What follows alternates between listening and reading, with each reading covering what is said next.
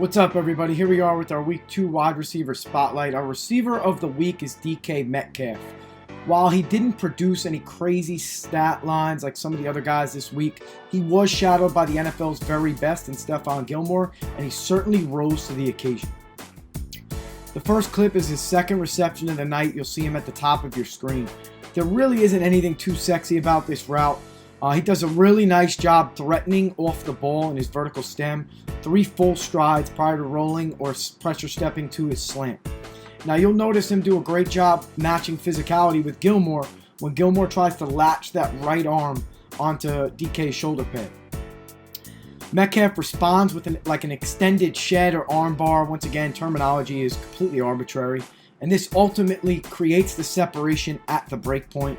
And Metcalf does a nice job getting what he can after the catch. Now, his third reception of the night accounted for over 50% of his yardage, but it was an exceptional route from start to finish.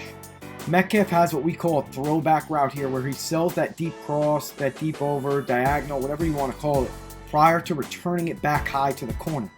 The most important part of this route is that he runs the origin, or the first part of the route, first, which in this case is that deep over diagonal. Rule number 1 of all our double moves: run the first route first. If we're not selling the route, he's not buying it. Some cliches or things we like to say. He does a great job snapping head and eyes, so he sticks that right foot in the ground, or he's running diagonal, snapping head and eyes to the quarterback prior to pressure stepping and returning it back high to the corner. Now, once he sticks his left foot in the ground, he takes 5 steps to the corner prior to tracking the football. Oftentimes, we will lose speed when we attempt to track the football. So, to avoid that, he gets on his horse, he keeps running, does not lose any speed prior to tracking. Also, equally as important, we spoke about it in last week's video with Davante Adams. He keeps his shoulders square or in the direction of his reception area. Rather than opening up, in this case, what would be that right shoulder as he's tracking the ball, opening up that right shoulder to the quarterback where he would lose some speed, he keeps those shoulders square to his reception area and maintains his speed to keep his separation from Gilmore. And then one last thing, and arguably, the most important part of this route, he does a great job shooting his hands late as the ball's descending or dropping in. This is super important because when we shoot our hands late, the DB has no indicator that the ball is coming. Now, should we shoot our hands early, it does provide an indicator for Gilmore to get prepared to play through our hands. Does a nice job shooting his hands late here. Perhaps could attempt to catch this thing a little bit higher, maybe near shoulder level. Regardless, his hand strength ends up prevailing, and he wins the route. Big play, big touchdown against the NFL's best. Metcalf is really developing into one of the premier deep ball receivers in the NFL. Metcalf's final reception comes on a stop route versus press. He's at the top of your screen working on Gilmore once again.